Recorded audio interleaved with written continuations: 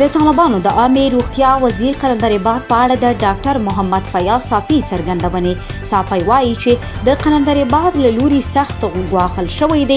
ډاکټر صافي وایي دغه څرګندونې د طالبانو د ریاست الوزرا سیاسي مرستیال مولوي عبدالکبیر سره د یو شمېر قومي مشرانو د لیدنې پر مهال کړي دي. د عامې روغتیا په وزارت کې لږ ناسازګاریګانې شته. دا ناسازګاري داسې وي چې منفقې شروع شولې او د دې سیستم د تخریب دپاره یو قانون چې امیرالمؤمنین ملا محمد عمر جوړ کړی په ده باندې ملنډې شروع شوې او د دې قانون ته په سپکاوي استاد ناق بدون د امتحان وړوکي کسان ناوله چې علمي سطح دونه نه وي او بل استاذ ته لارې جوړوه او منفقوی. خو چې کله د دې خبرې د حقیقت دپاره زه د جناب وزیر صاحب دفتر ته ولاړم او هغه سره مې استدلال وکړو چې دا کارونه د وطن په خیر نه دي، دا ستا ماموریت او دا ستا کړه به د وطن په خیر نه وي، د خدای په خاطر د یو دردمن افغان په صفت یې درته وایم دا کارونه مه کړه. سیستم صحیح په بربادۍ روان دی. دا اکمال تخصص چې نن په زرمت کې زه عملیات کوم دا د دې ثمره ده. دا کارونه مه کړه. خلاصه دا ورځې تېرېدلې یو زمری استاد چې مصطفی نومیږي چې په اسیا کې دغه مثال نه لرو دا یې منفق کړه. ورته ورلم ورته ومې ژړل چې وزیر صاحب د خدای په خاطر زه په دا مطبوعاتو کې یا مطرح یا د دې سنم مشر یا کشر دا کارونه مه کړه.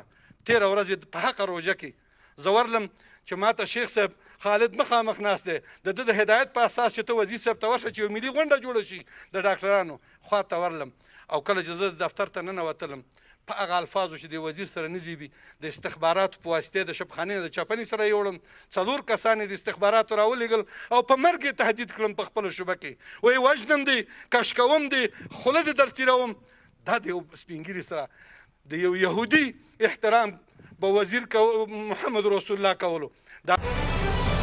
بل خوا په ار کې د ریاست الوزرا سرپرست نننۍ غونډه کې د روغتیا پالانو په استازیتوب د ډاکټر محمد فیاض صافي څرګندونو ته په غبرګون کې د عامې روغتیا وزارت ویان شرافت زمان وایي چې د ډاکټر محمد فیاض صافي نننۍ څرګندونې بې بنسټه وي او زیاتوي نوموړی د شخصي عقیدې او سیاسي خصومت په اساس دغه څرګندونې کړي. لکه څرنګه چې نن ورځ په یوه لویه غونډه کې د روغتیا پالانو په نمایندګۍ یو شخص د عامې روغتیا وزارت په رهبرۍ او په سیستم انتقادونه وکړل.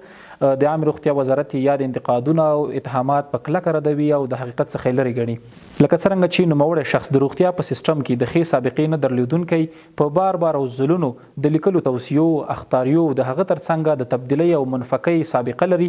د عامې روغتیا وزارت نوموړي سره هیڅ کوم داسې برخورد نه ترسره کړی لکه څرنګه چې هغه ورڅخه یادونه کړې. نوموړي شخص په خپلو خبرو کې یادونه کړې چې د صحتي طفل په روغتون کې د استاد مصطفی زمري په نوم زموږ د هیواد ویاړلی علمي کادر له دندې ګوښه کړی او منفق کړی دی. د عامې روغتیا وزارت د هغه دا معلومات په کلکه ردوي ځکه چې استاد مصطفی زمری اوس هم په روغتي خدماتو بوخت دی او خپلو هیوادوالو ته روغتي خدمات وړاندې کوي. نوموړي شخص یادونه کړې چې د صحتي طفل روغتون د اورتوپیډي ډپارټمنټ څخه 4 تنه علمي کادرونه منفق شوي دي. موږ دغه معلومات هم په کلکه ردو ځکه چې دا معلومات له حقایقو څخه لرې دي.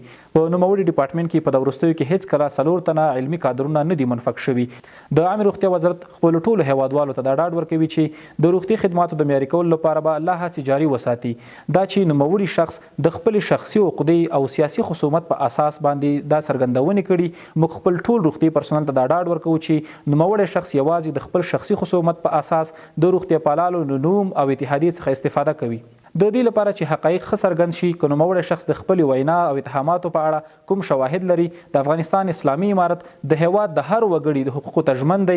دوی کولی شي چې د اسلامي امارت د محاکمو سره خپل شواهد او کوم مدارک او اسناد چې لري هغه ورسره شریک کړي. د عامې روغتیا وزارت یو ځل بیا خپلو هیوادوالو ته دا ډاډ ورکوي چې د هیواد د روغتي سیستم د بهبود لپاره به لا خپلې هڅې ګړندۍ کړي.